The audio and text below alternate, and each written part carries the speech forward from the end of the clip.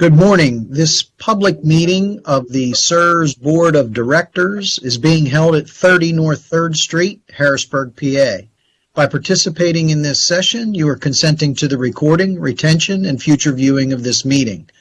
Although being live streamed via the internet, this meeting is live, in-person meeting open to the public in accordance with the Sunshine Act. The live streaming of this meeting is presented as a convenience and not provided as an official means for public attendance. In the event the live stream fails or cannot be transmitted for any reason, the in-person meeting will continue without interruption. Please proceed. Thank you. Thank you and welcome everyone. This regular meeting of the State Employees Retirement Board, May 5th, 2022, will now come to order. Happy Cinco de Mayo to everyone. And I'd like to have a shout out from one of our board members. I'm not sure if you ever read People magazine. I know it's getting blurred on my camera. But the April 18th, 2022 edition has a spread, an article on Senator Hughes' wife, Cheryl Lee Ralph, who is one of the stars of the Philadelphia-oriented Abbott Elementary piece. And even the governor has his picture inside of the People magazine. You may not be able to buy any because the governor or the senator probably bought them all out of the newsstands. But I just wanted to bring to everybody's attention a good friend of mine, the good Senator Hughes, has some national recognition as well as his wife in the business that she is in.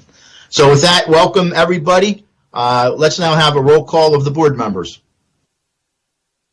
Okay, thank you, Mr. Chairman. Start with the roll call. Mr. Becker?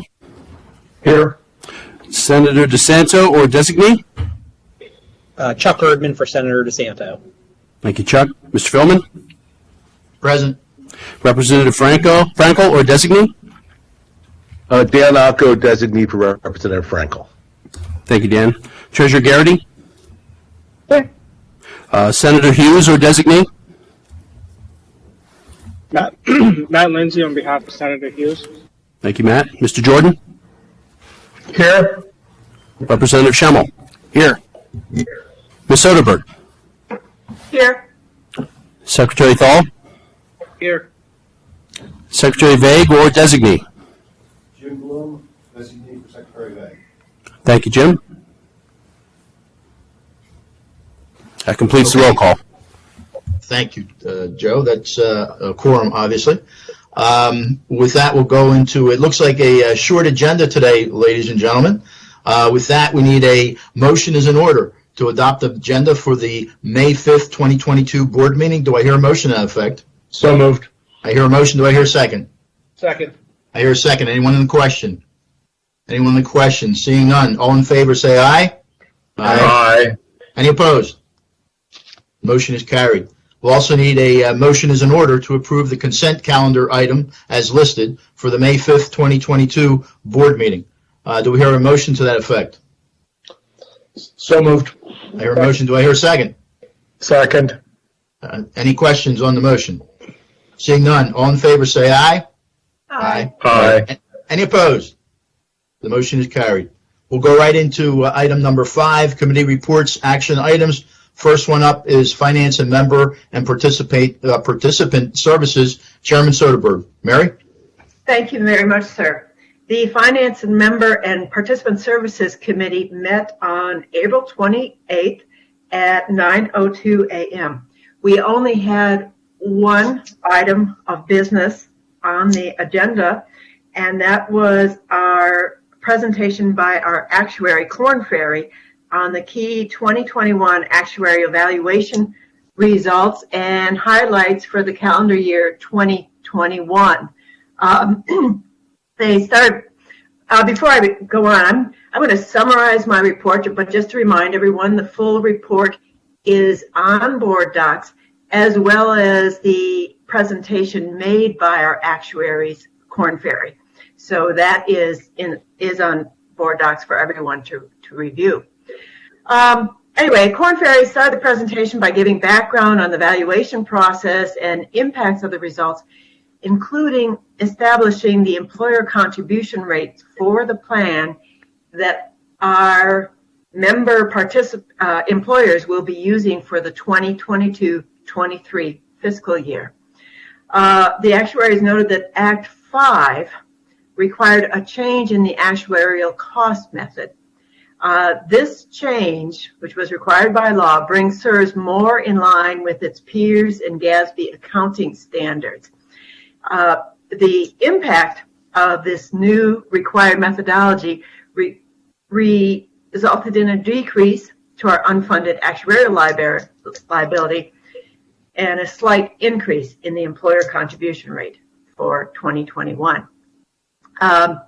Korn Ferry also provided key data points and year-over-year analysis, including information on the increase in the employer rate from 33.81% to 34.16%, and changes in the amortization liability.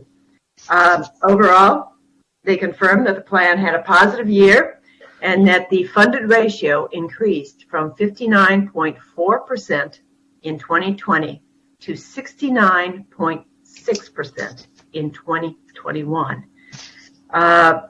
Finally, the actuaries provided the proposed employer contribution rates for 2022-23 by group. We have a number of different categories of employees, and for each group there's a different employer contribution which needs to be certified by the board. Korn Ferry will be doing an additional presentation at our June meeting on the assumed rate of return. So they will be coming back to us along with our investment consultant, Callan, in June. Anyway, the committee unanimously approved the valuation results for calendar year 2021 and certified and recommended the certification of the proposed employer contribution rates for 2022 and into 2023. So, sir, if there are no questions, I would like to make a formal motion to the board. Go ahead. I move that the State Employees Retirement Board accept the recommendation of the Finance and Member and Participant Services Committee to A, approve the results of the December 31st, 2021 actuarial valuation, and for the Commonwealth's fiscal year 2022-23, certify the following contribution rates. 1, shared risk contribution rate of 0%. 2, employer normal cost contribution rate of 8.32%. 3, composite employer contribution rate necessary for the funding of the system of 34.1%.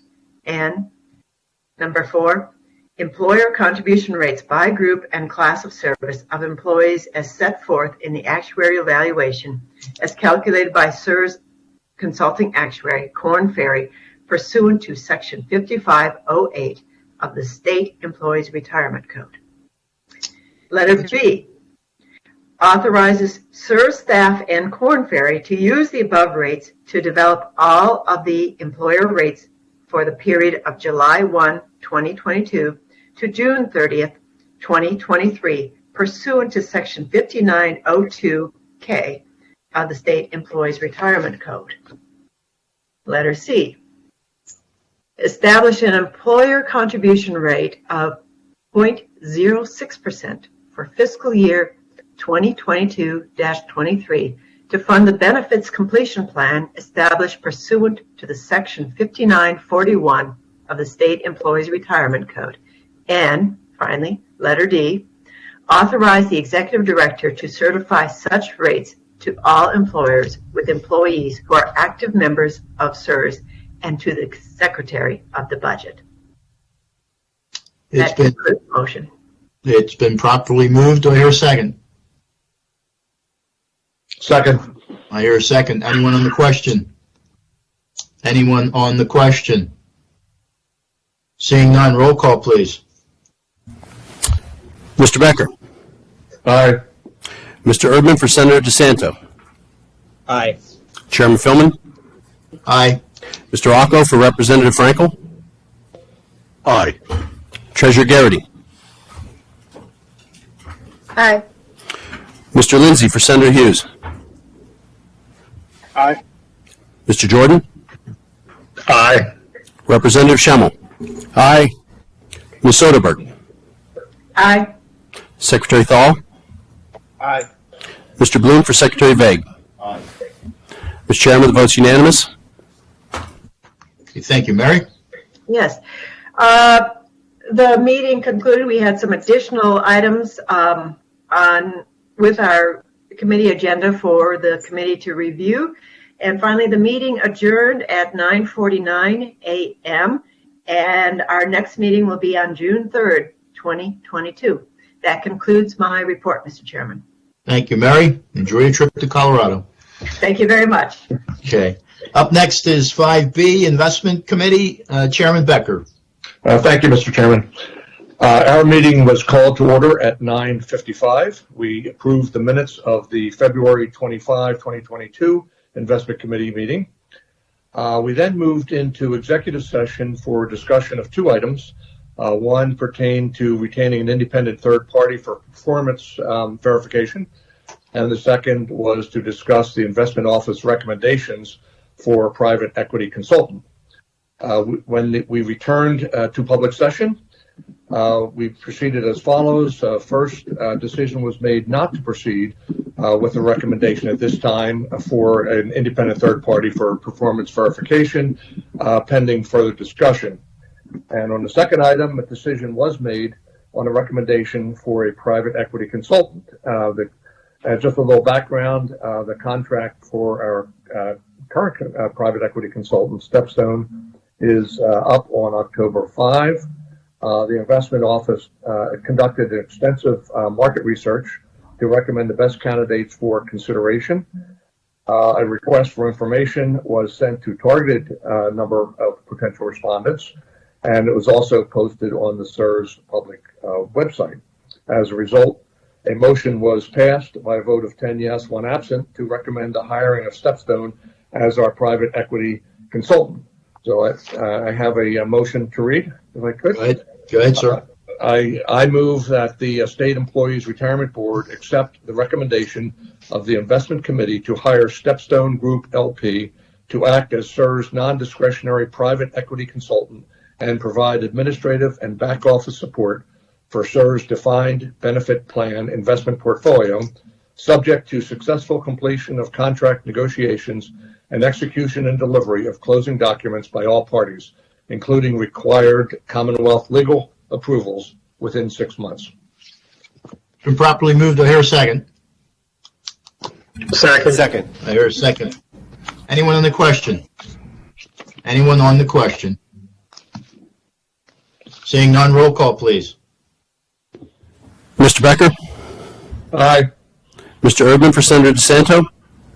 Aye. Chairman Philman. Aye. Mr. Acco for Representative Frankel. Aye. Treasurer Garrity. Aye. Mr. Lindsay for Senator Hughes. Aye. Mr. Jordan. Aye. Representative Schemmel. Aye. Ms. Soderberg. Oh, Mary's left the meeting. Secretary Thal. Aye. And Mr. Bloom for Secretary Vague. Aye. Votes unanimous. Thank you. Glenn? Yes, thank you. Next up, Jim Nolan provided an overview and analysis of CSRS asset allocation, which included proposed enhancements to 1, increase long-term projected return, 2, increase the probability of achieving the actuarial assumed rate of return, and 3, increase the allocation to capital preservation assets. Mike Ilio of Stepstone provided support in favor of the proposed enhancements, and as a result, a motion was passed by the vote of 10 yes, 1 absent to adopt the recommendations of the investment office. I'd like to make a motion now. Good. I move that the State Employees Retirement Board accept the recommendation of the Investment Committee to 1, adopt the enhanced asset allocation policy and approve the corresponding updates to CSRS defined benefit plans investment policy statement. which are in the attached meeting material entitled DB Plan IPS Update April 28, 2022. And 2, to delegate authority to the Chief Investment Officer to 1, reallocate fixed income portfolios to comply with the enhanced asset allocation policy, and 2, adjust fixed income portfolio objectives to comply with the enhanced asset allocation policy, 3, to liquidate fixed income portfolios that do not fit into the enhanced asset allocation policy, and 4, adjust the implementation's time frame as required by market conditions and or demands of structure implementation. The Chief Investment Officer shall receive concurrence from the Board's General Investment Consultant prior to executing any action delegated by this motion. Notification of all implementation actions shall be provided at the next regularly scheduled Investment Committee or Board meeting, respectively. Been properly moved. Do I hear a second? Second. I hear a second. Anyone on the question? Anyone on the question? Seeing none, roll call, please. Mr. Becker. Aye. Mr. Erdman for Senator DeSanto. Aye. Chairman Philman. Aye. Mr. Acco for Representative Frankel. Aye. Treasurer Garrity. Aye. Mr. Lindsay for Senator Hughes. Aye. Mr. Jordan. Aye. Representative Schemmel. Aye. Secretary Thal. Aye. Mr. Bloom for Secretary Vague. Aye. The vote's unanimous with Ms. Soderberg being absent. Okay, thank you. Glenn? Yes, next, Jared Snyder of the Investment Office provided updates on the investment policy statements for the defined contribution, the deferred compensation, and the defined benefit plans. This resulted in 3 motions, each by a margin of 10 yes, 1 absent, recommending that these updates be approved by the board. I will read the motions. The first was pertained to the defined contribution plan. I move that the State Employees Retirement Board accept the recommendation of the Investment Committee to approve the following updates to the 401A Defined Contribution Plan Investment Policy Statement. A, reassignment of responsibilities from the Defined Contribution Committee to the Investment Committee, and B, enhancements to the investment manager monitoring policy to create consistency across all plans. The revised document is in the attached meeting material entitled 5D SERS Defined Contribution Plan Investment Policy Statement, Attachment A. Okay, it's been properly moved. Do I hear a second? Second. Second. I hear a second. Anyone on the question? Anyone on the question? Seeing none, roll call, please. Mr. Becker. Aye. Mr. Erdman for Senator DeSanto. Aye. Chairman Philman. Aye. Mr. Acco for Representative Frankel. Aye. Treasurer Garrity. Aye. Mr. Lindsay for Senator Hughes. Aye. Mr. Jordan. Aye. Representative Schemmel. Aye. Secretary Thal. Aye. Mr. Bloom for Secretary Vague. Aye. Unanimous vote with Ms. Soderberg being absent. Thank you very much. Glenn? Great, thank you. The next motion pertained to the deferred compensation plan. I move that the State Employees Retirement Board accept the recommendation of the Investment Committee to approve the following updates to the 457B Deferred Compensation Plan Investment Policy Statement. A, reassignment of responsibilities from the Defined Contribution Committee to the Investment Committee, and B, enhancements to the investment manager monitoring policy to create consistency across all plans. The revised document is in the attached meeting material entitled 5D SERS Deferred Compensation Plan Investment Policy Statement, Attachment B. Properly moved. Do I hear a second? Second. I'll second. I hear a second. Anyone on the question? Anyone on the question? Seeing none, roll call. Mr. Becker. Aye. Mr. Erdman for Senator DeSanto. Aye. Chairman Philman. Aye. Mr. Acco for Representative Frankel. Aye. Treasurer Garrity. Aye. Mr. Lindsay for Senator Hughes. Aye. Mr. Jordan. Aye. Representative Schemmel. Aye.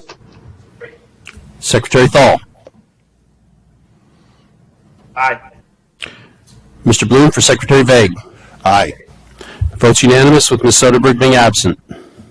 Thank you much. Glenn? Great, thank you. The third motion pertains to the defined benefit plan.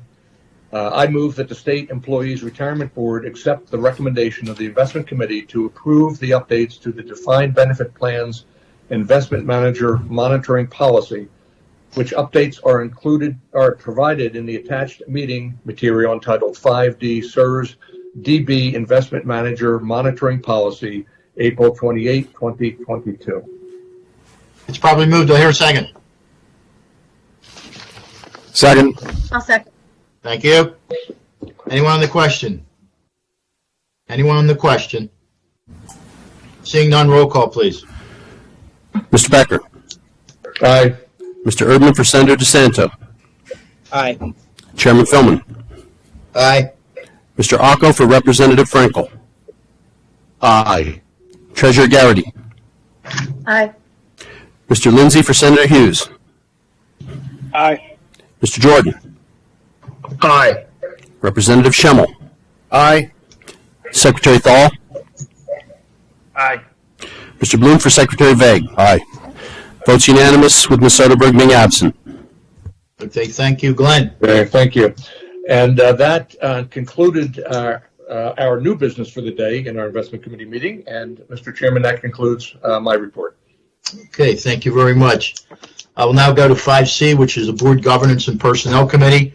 I will give the report. The committee met on April 28th, 2022, 12:01 p.m.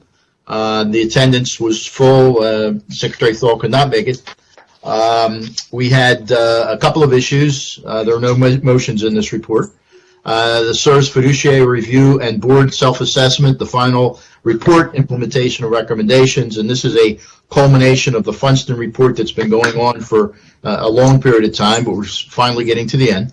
The committee received updates on recommendations from Funston's final report that were assigned to the committee and took specific action regarding the following. State Employees Retirement Board Consultant Evaluation Procedures. The committee reviewed the attached State Employees Retirement Board Consultant Evaluation Procedures, which will serve to implement requirements of the committee work plan procedures and are a furtherance of Funston recommendations 10.1 and 10.2. These will now be sent to the for the standing committees to conduct annual performance assessments of the board advisors and consultants, for which a standing committee oversees. And that the evaluation procedures pertain to those consultants overseen by the Audit, Risk, and Compliance Committee, Finance and Member and Participant Service Committee, and Investment Committee. The committee referred the evaluation procedures to those three committees for review and to provide comment to the Board, Governance, and Personnel Committee for its consideration. The roll call was unanimous for that motion. Upon receipt of any review comments, the Board Governance and Personnel Committee will take those into consideration at a future meeting and finalize the evaluation procedures for Board's approval. We then went into SIRS Strategic Business Plan, which was an update information item on the update on fiscal year 2021-2022 strategic goals. Next piece was a special presentation, classification and compensation study. Joe Rice from CBIZ, CBIZ, provided an update to the committee on the Classification and Compensation Committee, which included an overview of leader, interview summaries, compensation philosophy, peer group comparisons, and policy and procedure considerations, and a final report will be forthcoming. There is also a new item, investment professional pay adjustment, Office of Financial Management. We had an executive session discussing the salary adjustments for investment professionals, and the committee took action on two of those recommendations. To grant senior investment accountant Michelle Crow an increase to $54.38 an hour effective May 7th, 2022. This action is under the purview of the Board Governance and Personnel Committee. It was a unanimous vote to pass. And after that, we had including in that executive session, salary adjustments for investment professionals. The committee took action to approve and grant senior investment accountant Kathleen Swales an increase to $54.38 an hour effective May 7th, 2022. Again, this is the purview of the Board Governance and Personnel Committee. It was a unanimous vote to pass that. Our follow-up, SERS HR will work with the HR Service Center to transact the above approved pay increases, and staff will continue to review the SERS fiduciary review and board assessment final report recommendations with the committee at the future meetings. And there were no other pieces of business, and the meeting was adjourned at 12:53 p.m. That completes the committee reports and action items. There is no old business. There is no new business. There are no special presentations. At this point, we'll go to item number 9, reports of executive director and agency staff. Joe Torta. All right, thank you, Mr. Chairman. I'll direct you to tab 9 in board docs. Tab 9A, small letter I, as an administrative update. Included in the administrative update, since the last board meeting, Tom Durst, Cynthia Collins, and I have been engaged in a series of meetings with key stakeholders. Up to this point, these have included Speaker Cutler, President Pro Temp Corman, and the staff of the House Appropriations Chair Saylor. I believe the discussions have been exceptionally productive, and more meetings are scheduled in the future. I believe in building relationships, I believe in engagement, and this is an extension of that philosophy. On April the 12th, Cynthia Collins, Tom Durr, myself, as well as a number of investment staff employees, and I met with Senator Hughes to present the attached Diversity and Inclusion Action Plan. It should be noted that former SERS board member Oliver Mitchell also participated in that meeting. It was good to see Oliver again. And this is an extremely important initiative that will have my full attention, as well as the entire SERS executive staff going forward.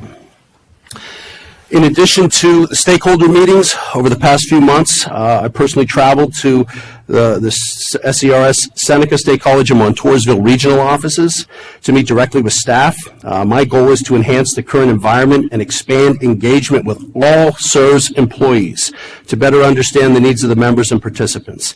I'll be traveling to the remaining regional offices in the very near future.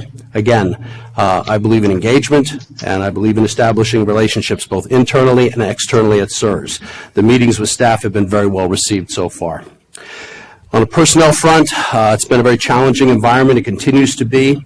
SERS, along with other Commonwealth agencies, continues to struggle filling vacancies. Our Human Resources Office, as well as staff in all of the business areas, are working very hard to address these issues, but we currently have in excess of 20% of our complement vacant. The hope is that we can bring that number down in the future, and staff are working with HR to expedite the process and fill as many vacancies as quickly as possible. Last word on the board retreat. I thought it was well attended. It was a virtual board retreat. I'm only going to mention it because I want to thank staff and their efforts in putting that together, as well as some of our external partners, Cowan, Korn Ferry. I felt that their presentations were very well received, and we are absolutely looking forward to a full in-person board retreat next year. And last, on the administrative front, special thanks to Chris Houston for managing the committee meetings last week. In my absence, I know this created a little bit of some additional work for staff, and I thought that they handled that very well, and I just wanted to say thank you on the record. Second, tab 9AII is the legislative update. First and foremost, on April the 5th, Chris Houston, Joe Marcucci, Bill Trong, and I testified before the subcommittee of the House State Government Committee in coordination with Funston Advisory Services. The subcommittee focused on areas of board governance and changes that SERS has already adopted to strengthen its board oversight. I thought we were very well received by the committee. PSERS also testified as part of a separate panel.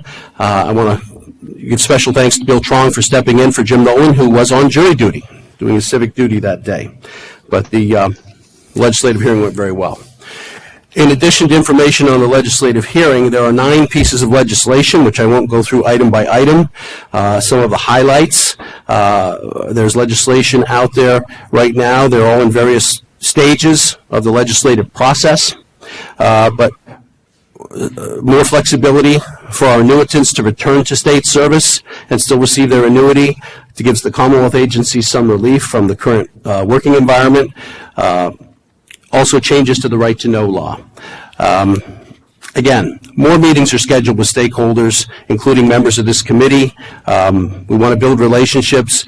The legislation that is referenced here in all of its various stages, it represents a lot of work and engagement on behalf of the SERS legal staff, the SERS communications staff, the SERS investment staff, other SERS staff, as well as myself. We are constantly engaged with the General Assembly on an as-needed basis, providing information as experts in the field. Last, on tab 9A III, are 3 orders, board dismissals, 3 orders that have been signed by Chairman Philman for the accounts of Michelle May, Jane Penman, Brian Peroni. If there are any questions regarding these cases or anything related to these cases, we're happy to answer them. And with that being said, if there are no other questions or concerns, that concludes my report. Thank you, Joe. Any questions for Joe? Any questions for the Executive Director? Seeing none, thank you. 9B, Chief Investment Officer, there is no report. 9C, Chief Financial Officer, there's no report. With that, if we could set up for the executive session, which is the next item, item 10. Good morning. The Sunshine Act allows an executive session for the board to discuss pending or threatened litigation or to have privileged and confidential communications with its lawyers.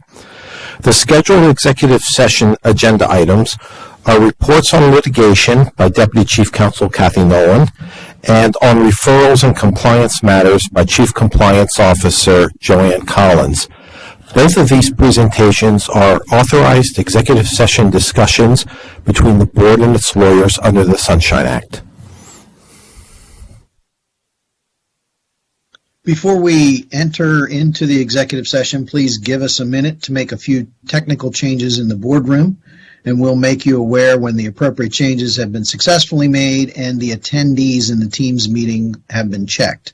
As a reminder, the public meeting will resume on this live stream connection when the executive session is complete.